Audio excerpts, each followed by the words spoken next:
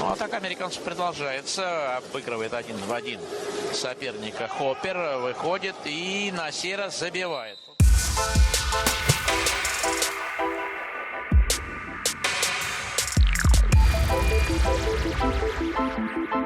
How about that goal from Johnny Hooper out in Russia? A highlight of Team USA's win over Kazakhstan. Hi everyone, welcome to a brand new counterattack brought to you by the Rudy Project and XX2I. Greg Mescall here with you. We go right back out to Russia and the FINA World League Super Final, where Team USA picked up a pivotal win over Russia to advance to the semifinals.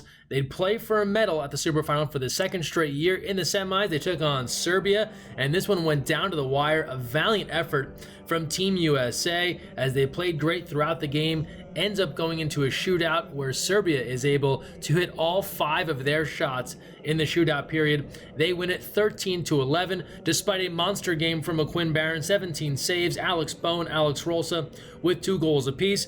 But all wasn't lost. Team USA then would move on to play Croatia, a team they've gotten very familiar with in the bronze medal game. It's the 5th meeting alone between the two teams in the month of June after the 4-game set in California, but Team USA running out of gas. Alex Bone did have 2 goals, but there wasn't much more offense after that. The United States falls in this one 10-4 as Croatia claims the bronze. Team USA 4th. Now they gear up for the FINA World Championships this July in Budapest, Hungary.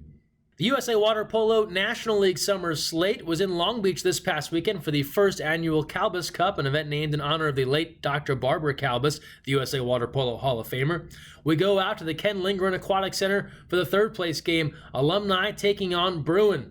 Early on, David Styling of Bruin opens the scoring with a penalty shot score here. Bruin ahead 1-0. Not long after, Alumni's Jackson McLean assists Nick Jordan, evening the score 1-1. 3:16 left in the quarter. Alumni's Kevin Witt scores on the power play. It's a 2-1 lead for Alumni.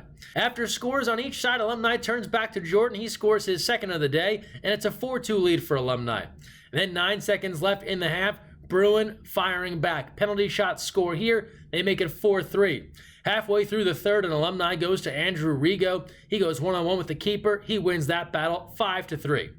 Then a penalty shot is granted, and Rigo is there, stepping up and hitting it to get the 6th goal of the match for Alumni. They go ahead 6-3. Late in the 4th now, Nick Jordan back at it again on the dish from Witt. Alumni ahead 7-3.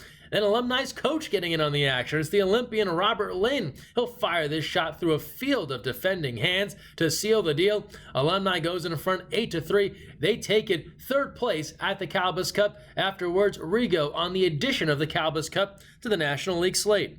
It was good, yeah. You know, I really like what USA Water Polo is doing with all the new tournaments and the way that they're shaping up the year. I actually had a long conversation with John Abdu at the start of the year, and he really listened to a lot of things we said and made the season a lot more beneficial for us. You know, they kind of condensed the National League and then added some tournaments over the summer that are kind of big ones that we can get a lot of our top guys to, so it's really fun. Now Kalbus Cup 1st place action. Olympic Club, Golden Bear, some NorCal teams getting together. Early on, Olympic Club's Colin Mulcahy starts the scoring on the dish from Paul Reynolds, 1-0 Oak Club. And Reynolds, he knows how to score. The National League's leading scorer going head-to-head with the keeper here, 2-0. After another Mulcahy goal, Golden Bear turns to Gianni Taranto. He gets the Bears on the board, 3-1.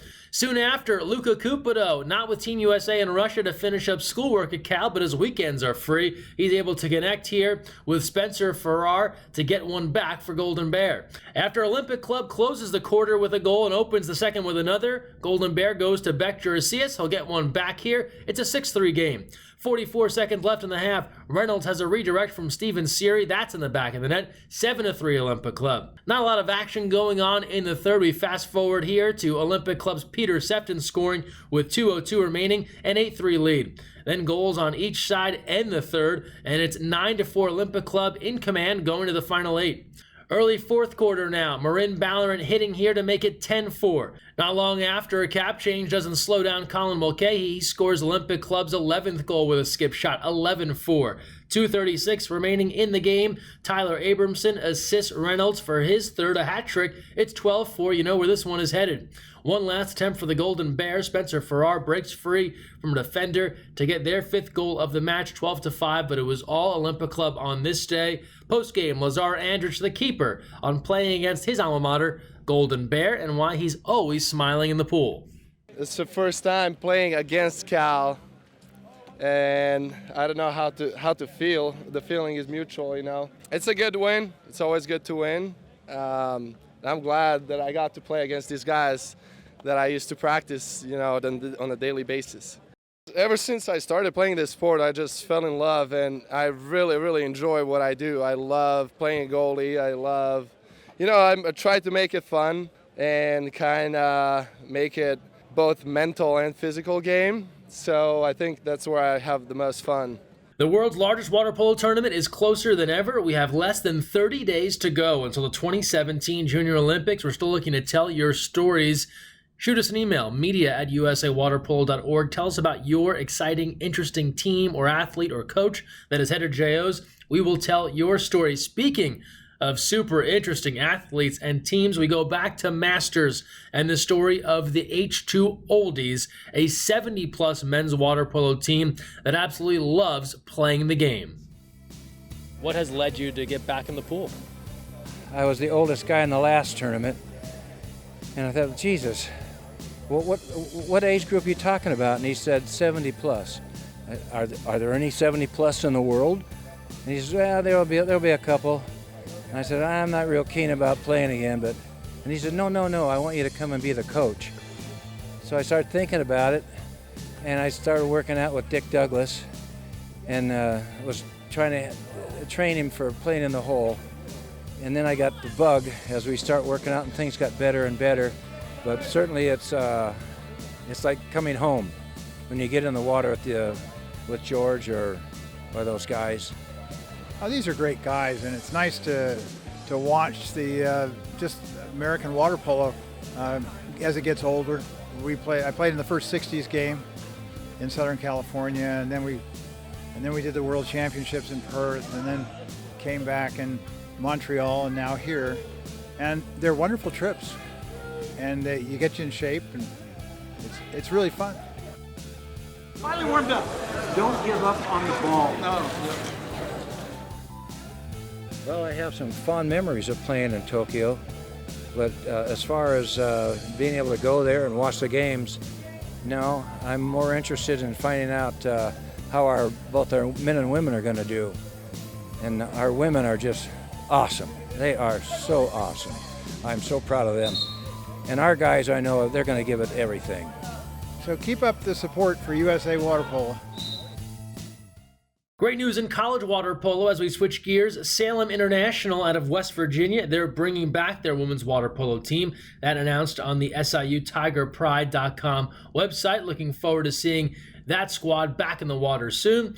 And now we turn to two upcoming USA Water Polo age group events, the Golden State Invitational in Stockton, California, and the Great Lakes Classic in Ann Arbor, Michigan. Information on both of these tournaments available at usawaterpolo.org. Looking forward to seeing both events packed. We'll share results here on the Counterattack. And now we transition into our social media send-off, the way we end every episode of the Counterattack. Don't forget, you can contribute. Use the hashtag Counterattack. Well, we showed you Johnny Hooper at the start, and it was Johnny Hooper's birthday while the team was in Russia. Coach Alex Rodriguez capturing everyone, including Coach Dan Odovicic, serenading Johnny with a cake and the happy birthday song. Last week, Olympic Day on the 23rd, lots of fun in Southern California as well as around the country. Olympians Jesse Smith, Terry Schroeder, Merrill Moses all getting together. Our good friends at Eat Puesto down in San Diego and throughout Southern California chiming in with their well wishes. Jesse and his family celebrating Olympic Day via the Go Smith Now Twitter account. Tony Azevedo and the LA 84 crew enjoying some beach handball. Tony suggested he might be done with water polo, but maybe beach handball is his next big sport. It's also the 45th anniversary of Title IX, a great moment for women's athletics. Tier and USA Water Polo staying together. The company announcing this week in a press release a new agreement with USA Water Polo. Exciting stuff.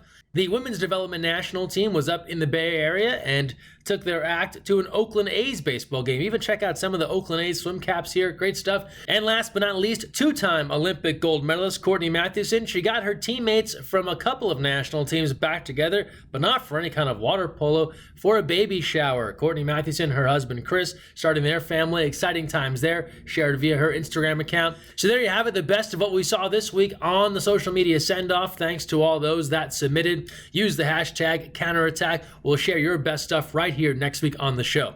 That'll do it for this week's program. Thanks for watching, and don't forget, when you're on the counterattack, look weak side.